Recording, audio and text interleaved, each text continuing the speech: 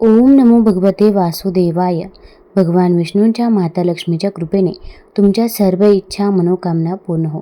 तर आज आहे अधिक मासाचा 5वा दिवस.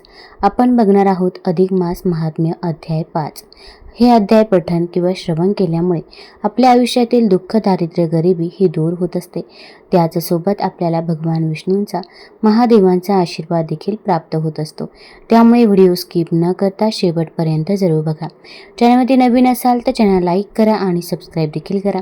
तसेच कमेंटमध्ये ओम नमो भगवते वासुदेवाय किंवा ओम महालक्ष्मी नमः किंवा हर हर महादेव लिहायला विसरू नका, जेणेकरून आपल्याला देखील भगवान विष्णूंचा, माता लक्ष्मीचा, भगवान भोलेनाथांचा आशीर्वाद नक्कीच प्राप्त होईल.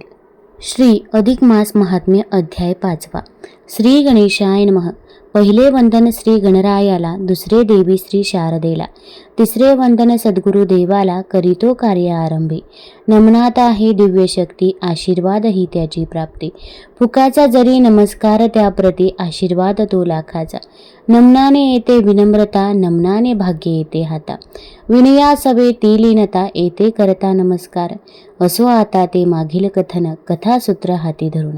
पुढे चालवू ते निवेदन त्या अधिक मासाचे. पांडवासी सांगे सखा श्रीहरी, अधिक मास येऊन वैकुंठ नगरी.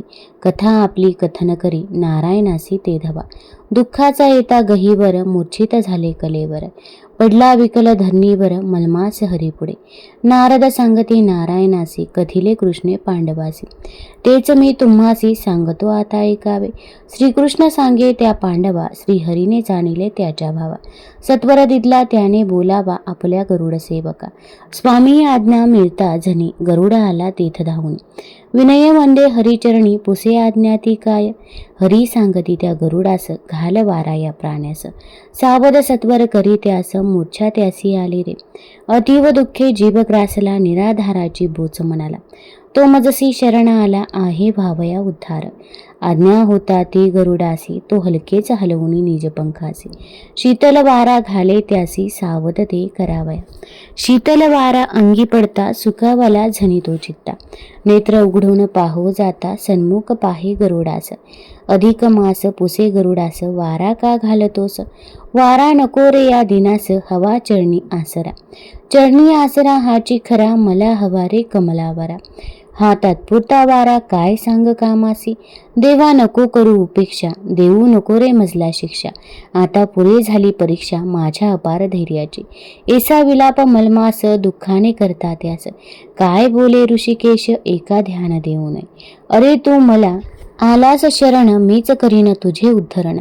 परी त्यासाठी योग्य स्थान, अनेक व्यक्ती शोधू दे. कारण कोणाचे कार्य कोणी, करायचे याची असे लेखणी. केले असे ती ब्रह्मदेवाने, त्याला मी काय करू. मग विचार करून श्रीहरी त्यास म्हणती उठ झडकरी. चल जाऊ आता सत्वरी, आपण त्या गोलोका. मग आज्ञा पिले गरुडासी, घेऊन चल आम्हा दोघांसी. जाऊ सत्वर गोलोकासी, त्याच्या उद्धारा कारणी. मग घेऊन त्या उभयंतास, गरुड करी उड्डाणास. वेगे लक्षणी गोलाकास, चालला पवन वेगाने. नारद म्हणते नारायणासी, काय कारण जाणे गोलोकासी. का नेले अधिक मासासी, कोण स्वामी तयाचा.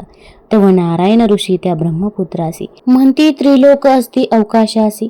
वैकुंठ शिव गोलोकासी, स्वामी त्याचा श्रीकृष्ण. तो श्री पुरुषोत्तम भगवान, गोलोकी त्याचे असे निकेतन. रूप त्याचे शोभायमान, श्यामल सुंदर साजिरे. त्या लोकांचा तोची स्वामी, तेथ नाही काही कमी. सर्व सौख्य सुखधामी, लोक सर्व आनंदी. श्यामल सुंदर तनु साजिरी, अंगी वस्त्रे ती भरजरी. मोरपिसांचा मुकुट शिरी, हरी सावळा मनमोही. त्या रूपाचे आकर्षण, लागले गोप गोपिका जान. तेने गोकुळ वृंदावन, केले वेडे प्रेमाने.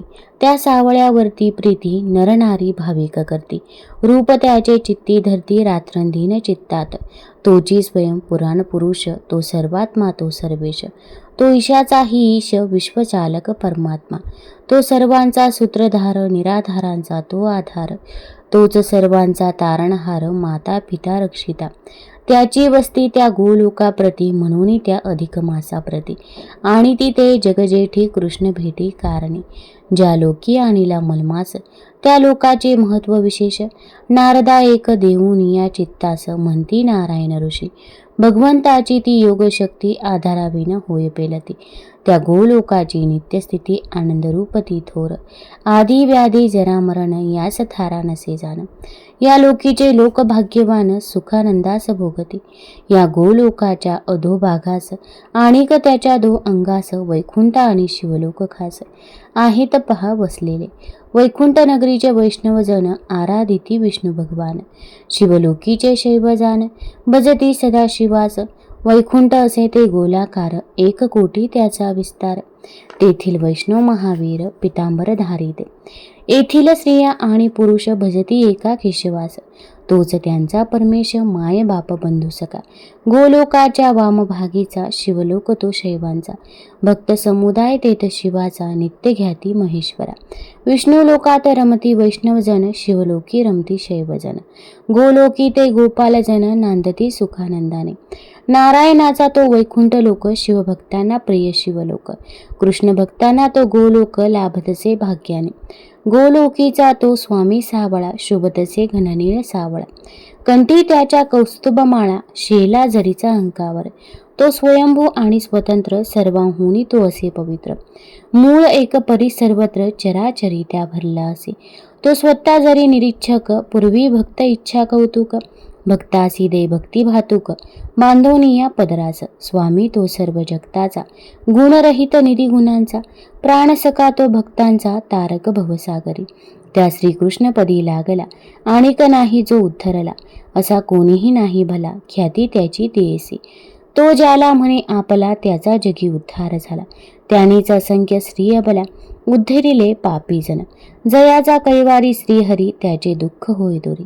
म्हणून त्या मलमास श्रीहरी, आणि ते झाले गोलोका. तव उत्कंठा नारद मुनी, केसी झाली त्याची उद्धरणी. ती एका या कथा श्रवणी, आसुसला भक्त. आता पुढे श्री यदुनाथ केसे शांतविल त्याचे चित्त. ते 6व्या अध्यायात आपण साध्यंत ऐकूया. हा ब्रहण नारदीय पुराणीचा 5वा अध्याय गोलोक गमनाचा पूर्ण झाला. अधिक महात्म्याचा असे पुराण संमत. अरुण विनवणी करी खास, स्वीकारा प्राकृत रचनेस. 5वा अध्याय हरिचरणांस प्रेमभावे समर्पितो. आता या व्हिडिओचा मराठी भावार्थ आपण बघूया. तत्पूर्वी एक विनंती आहे, चॅनलमध्ये नवीन असाल तर चॅनल लाईक करा आणि सबस्क्राईब देखील करा. तसेच तुम्ही हा व्हिडिओ कुठून बघत आहात ते देखील आम्हाला जरूर कळवा. श्री अधिक मास महात्म्य अध्याय 5वा. मलमासाचे गोलोकी गमन. इकडे पांडवांना वैकुंठात आलेल्या मलमासाचे पुढे काय झाले ते ऐकण्याची मोठी उत्कंठा लागली होती. मग कृष्ण त्यांना सांगू लागला की श्रीहरीने त्यांच्या मनातला तो शरणागत भाव जाणला, त्यांचे नेमके दुःख जाणले आणि त्याने गरुडास बोलावून घेतले. त्यास त्या दुःखाने मूर्छित होऊन पडलेल्या मलमासास वारा घाल आणि सावध कर असे सांगितले. ती प्रभूंची आज्ञा शिरसावध्य मानित गरुडाने हलके हलके त्यास आपल्या पंखाने वारा घालून सावध केले. त्याने ते तसे गरुडास आपल्याला वारा घालताना पाहिले. तो म्हणाला, बा भक्त राजा, अरे तू माझ्यासाठी हे कष्ट का घेतोस? मला या वाऱ्याची नाही तर या श्रीहरीच्या चरणी आसरा मिळण्याची अपेक्षा आहे. देवा, अरे तू माझी उपेक्षा करू नकोस. उगाच माझ्या धैर्याची आणखी परीक्षा पाहू नकोस.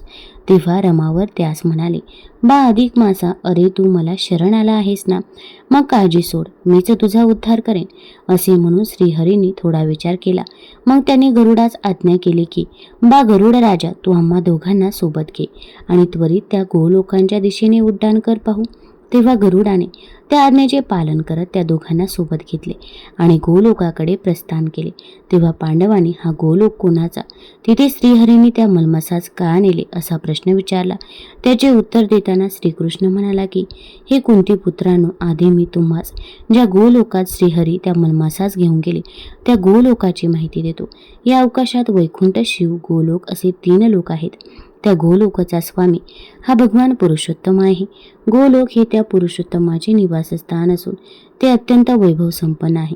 तिथे कशाचीच कमतरता नाही. त्या लोकाचा स्वामी जो पुरुषोत्तम हा असून तोच विश्वचालक परमात्मा, तोच सर्वांचा माता पिता आणि त्राताही आहे. त्या भगवंताच्या योगशक्तीनेच आधाराविना गोलोक अवकाशात पेलून धरला आहे. तो लोक आनंदरूप असून तिथे व्याधी, जरा, मरण यास थारा नाही. या गोलोकाच्या खालच्या भागात वैकुंठ आणि शिवलोक आहेत. वैकुंठ नगरीचे वैष्णवजन हे विष्णू भगवान यांची आराधना करतात. तर शिवलोकीचे शैवलोक हे सदाशिवास बसतात. वैकुंठ हे गोलाकार असून त्याचा विस्तार हा 1 कोटी इतका आहे. तेथील वैष्णव एका केशवास बसतात. गोलोकाच्या डाव्या भागात शिवलोक आहे. तेथील भक्त समुदाय नित्य महेश्वराचे ध्यान करतात. त्या गोलोकाचा स्वामी श्री पुरुषोत्तम हा ज्याला आपला म्हणतो, माझा म्हणून जवळ घेतो, त्याचा या जगात नक्कीच उद्धार होतो. त्यानेच असंख्य स्त्रिया अबला पतित यांचा उद्धार केला आहे. इथे बृहन नारदीय पुराणेचा अधिक मासाचा गोलोक गमनाचा हा 5वा अध्याय पूर्ण होतो. तुम्हाला जर हा अध्याय आवडला असेल तर चॅनल लाईक करा, सबस्क्राईब करा आणि आपल्या मित्रपरिवारासोबत जरूर शेअर करा. धन्यवाद.